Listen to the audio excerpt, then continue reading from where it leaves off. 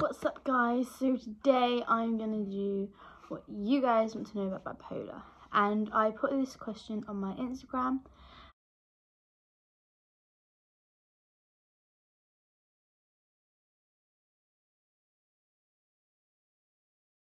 And I did get a lot of questions, so I can't do all of them because I don't have time. But I chose a couple which we're gonna go through.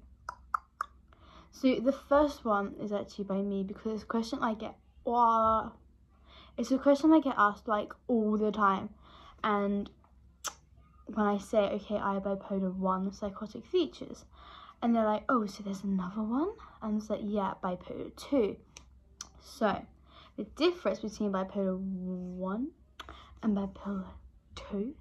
So bipolar 1 and bipolar 2. Bipolar 2 is normally seen as the lesser form of bipolar, but obviously people don't like to think that, and like professionals I think are like, but okay. But bipolar 1 and bipolar 2 both have the same depressions, okay? Or both the same depression, okay?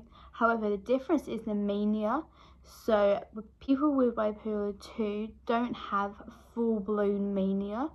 They have something called hypomania, so it sort of like stops here. And then with people with bipolar, I can't imagine my words up. People with bipolar 1, their manias go like up here, like literally, okay?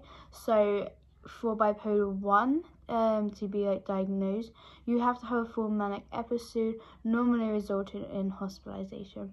So just to clear that up, okay? So this was asked by @Shannon_shales. Does therapy or counseling help when you have bipolar? I guess to an extent you can do like CBT or DBT to sort of help with coping mechanisms, I guess, but I think you have to have medication you know, if it's not controlled, alongside the counseling or your therapy, definitely. The second is at Chloe_babba. How does it impact on your life being a new mum? It mainly affected me when I was pregnant, as I was getting sectioned a lot, and then I had like a full-blown like manic episode. I was completely like psychotic, and so I think it affected me more then. And they were sort of preparing me for like a mother and baby unit, which is sort of like in a psychiatric hospital, but it's you can go there with your baby. But when I was born, when Sebastian was born, it was okay. You just have to be really mindful, you know. I have to make sure I get enough sleep, which when you have a baby, it's not easy. However, Sebastian does sleep from about 8 o'clock to 7 in the morning, so I can't complain. But yeah, I think you just have to look at the risk factors. You have to work with the mental health team, and you play it from ear, really. The next is at MSJB_mad. Is there a routine someone with bipolar has or needs to establish to help them daily? Not really. I mean, routine is you can have a routine, I guess. Like, it's really good to exercise. Like, even if it's just, a half an hour walk or an hour walk. I mean, I have a dog called Jessie, so I'm out like all the time with the dog. And then running around Sebastian as well. That's, a full-time job. But you don't have to have a routine as long as you can control your bipolar.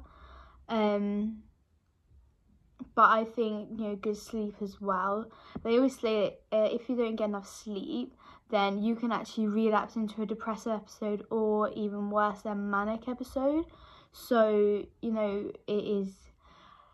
is a good thing. It's good. That's what I do to Sebastian to make him happy. So the same person asked, what are the symptoms that someone may may not notice before diagnosis. So you have the depressive episodes, which I guess, you know, depression, you know, sleeping too much or too little, eating too much or too little, you know, not really seeing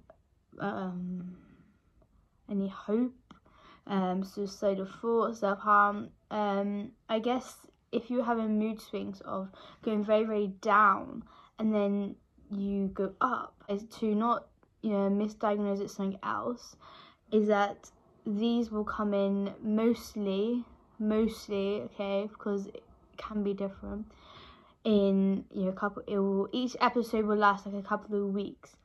But I guess the manic and hypomanic states are what really would sort of bring it out, if you like. So, I mean, thinking things that aren't true, having a lot of energy. I mean, for me, it's really hard to be able to tell you what a manic episode is, because for me, when I'm in a manic episode, I don't actually know what I'm doing.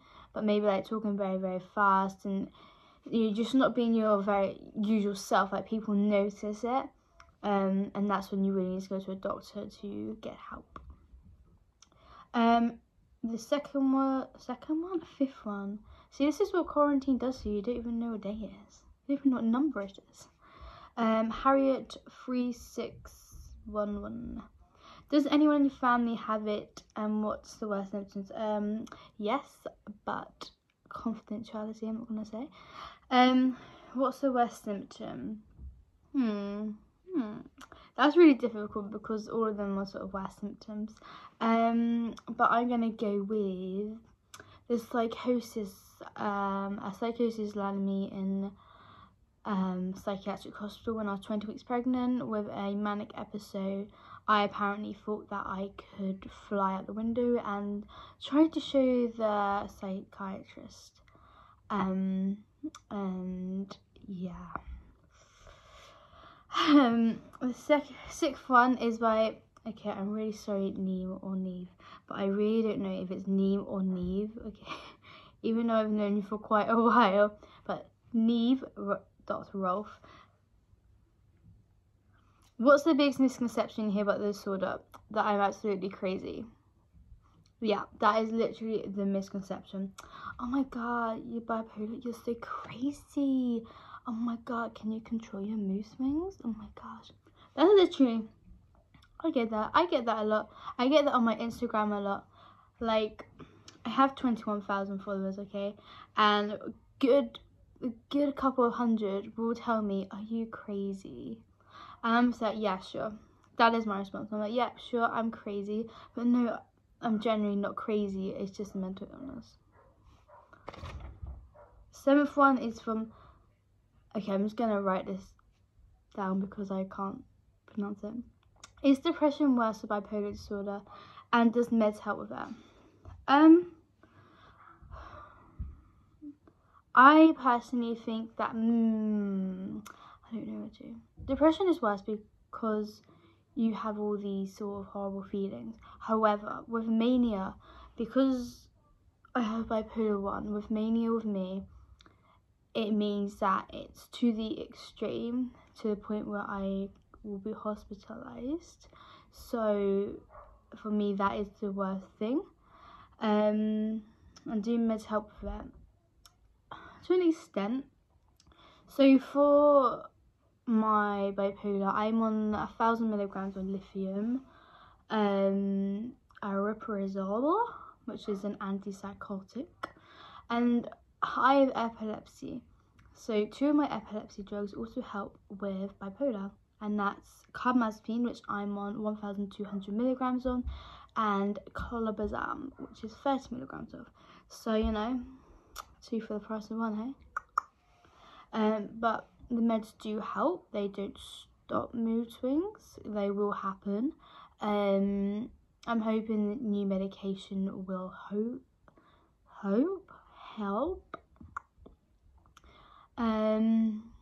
But I think they do help. I think it varies from person to person. The last one is by Bigbouncycur 2019. Natural treatments, any alternative to prescription drugs? Sunlight? I don't know. I think if your psychiatrist is telling you you need to go on this drug to help you, you need to go on it, or at least try it, because at the end of the day, you can, you know, say, okay, I'm not trying that, I want to go for herbal stuff and, you know, all that stuff. But then you might get worse, you might end up hospitalized, and then you're gonna go in such a downward slope, it's like unreal. So I think give meds a try. You do get side effects, but over time it's not as bad, so give it a try. So yeah, I only answered a couple of questions on my Instagram, which check out below, because I'm not gonna go ranting all day about a bipolar disorder. But thank you.